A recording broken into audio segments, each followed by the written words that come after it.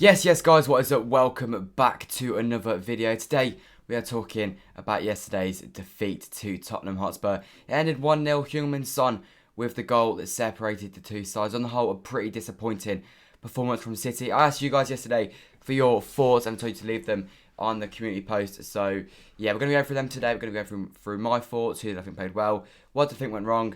Yeah, all that to go through today. Make sure to leave a like and subscribe if you haven't already. And press the notification bell so you're notified as soon as I upload. And also make sure to check out OneFootball, who have sponsored today's video. It's the #1 footballing app in my opinion. People who've been watching me for a while know that I rate this up very, very high. With the Premier League back, you're going to want to have it so you can keep up to date with all the latest scores and all the latest updates of the transfer rumours. Harry Kane, that is a transfer rumour that is going to be floating about for the next few days at very, very heavy sort of importance. So you can keep up to date with that. On OneFootball, there'll be loads of different articles on that, as well as, like I said, all the different latest score updates. Yeah, make sure to go check it out. It is completely free, and the link is at the top of the description. So make sure to go and download that. But yeah, let's get into today's video. So today, I'm going to be going through the different things that you guys have said. We'll see what you guys said, then I'll go through my thoughts. We'll start off with Sean, who said, great performance defensively by them, not good enough with our finishing. Need number 9, Grealish, best City player on the pitch. We've got a great ball, we really need a striker because we could fall behind otherwise. Completely agree. Defensively, they look solid. Japhet Tanganga looked brilliant. He did only have Sterling and Mendy to deal with, I guess. So that did kind of make it a lot easier for him because they were both absolutely dreadful today.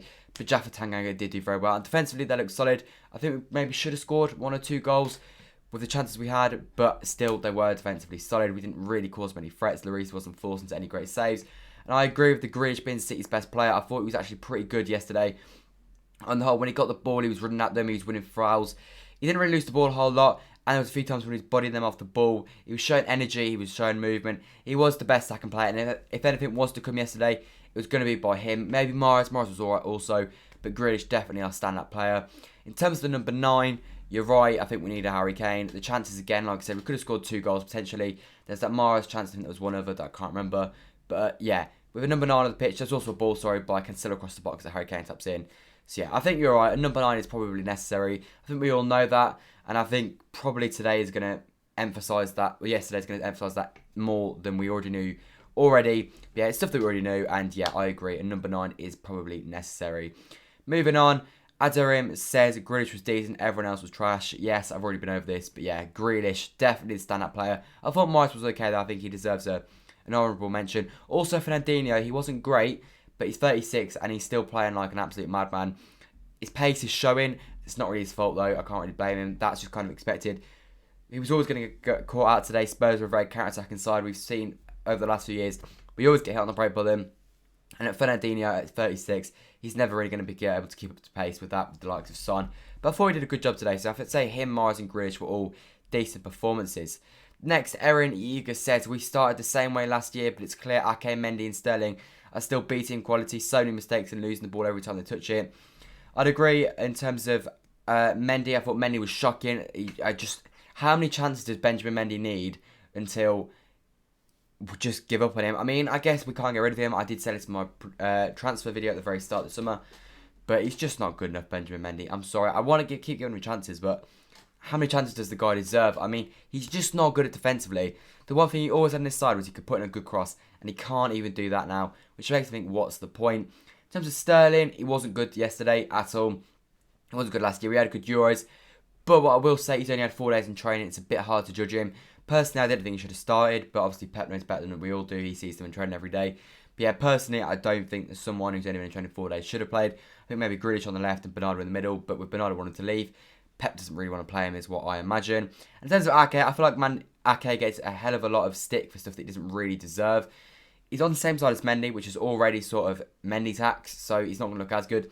And I actually don't think he's that bad. I feel like he's a bit of a scapegoat. I know he made the mistake that gave away the penalty against Leicester last week. I didn't think he was that bad though. I thought he was very, very decent. One of our best players on the day. And yesterday, I thought he held his own pretty well. Potentially for the Son situation, the goal, he potentially could have closed him down. But even then, I kind of put it down to Mendy just leaving that space open every time. Ake was overexposed. So I'm not really sure it was his fault because he could have gone tighter, but then I just think that would have left space for Scon to skin him. So I don't know. I don't think Ake really was that bad, but I know a lot of people seem to dislike Ake quite a lot. Next up, Jim says we need a striker so badly. And Jim, as I said earlier, you're right. We do need a striker. I think it's evident. Although what I would say is I feel like today almost highlighted 90-minute striker. I think a midfield and left back, as I said at the start of the summer, are both such crucial positions. And in my opinion, the left back was more important than the striker. More important than anything. Then the midfield would have also been nice because Fernandinho's legs clearly aren't there. Rodri's legs never have been there. And so, I don't know. I do think there are positions that we need a lot. But, you know, it is what it is. It's the start of the season. It's rusty. We started the last game we saw in the league. So, still got to be positive.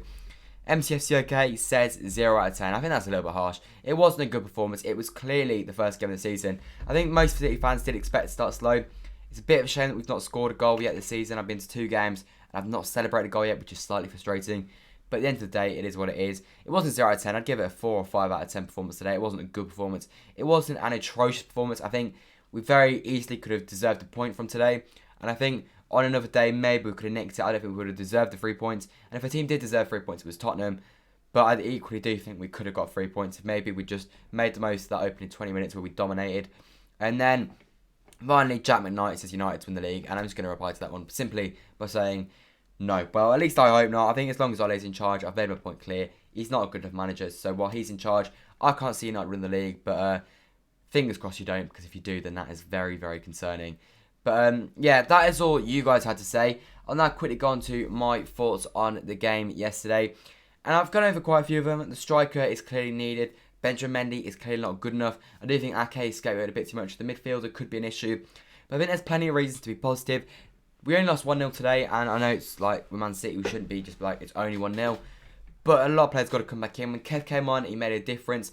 When he's fully fit, there's going to be a major improvement there. But in terms of the squad, Kyle Walker is the first choice right back. Cancelo, he was good last year. He had a bit of a dodgy patch towards the end of the season. It looks like he's not really come out of that yet. So Kyle Walker clearly the number 1. Cancelo does need to sort himself out though, because otherwise, in my opinion, it may be time up for Cancelo. Then at centre back, Ake and Diaz. I know people don't like Ake, but personally, I don't think he's too bad. But at the same time, Diaz and Stone, is the number 1 partnership as the centre backs. At left back, Zinchenko's going to come in. As soon as he came on, I felt a lot more comfortable. Mendy's awful. We can just bin him off right now if it was me. But that's not going to happen, so we're just going to have to wait until his contract expires probably.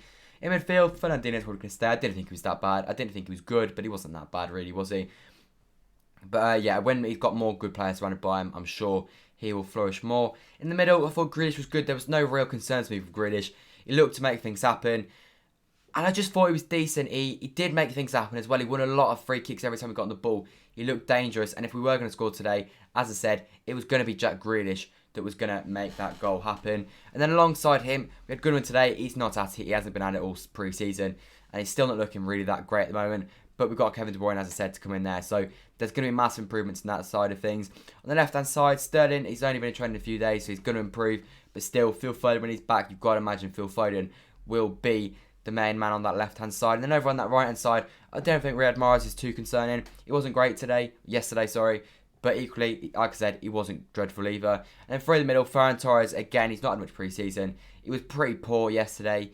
But anyway, let's fingers crossed Harry Kane's signed this week. Then we can put it all right against Norwich on Saturday, bag 5 or 6, and all be rosy once again. Anyway, that's all from me today. Thank you guys for watching. Shout out to those of you who did leave your thoughts on the community post I posted yesterday. If you want to get involved in these videos in the future, I will always be posting pretty much straight after the game, offering you guys to give your thoughts, and they'll be featured in these videos every week. Anyway, that's all from me today. Leave a like, subscribe, turn your notifications on, and I'll be back again on Saturday for Norwich, the vlog. Come on, City. Let's get this season sorted. Plenty of reasons to be positive, Blues. Come on, City.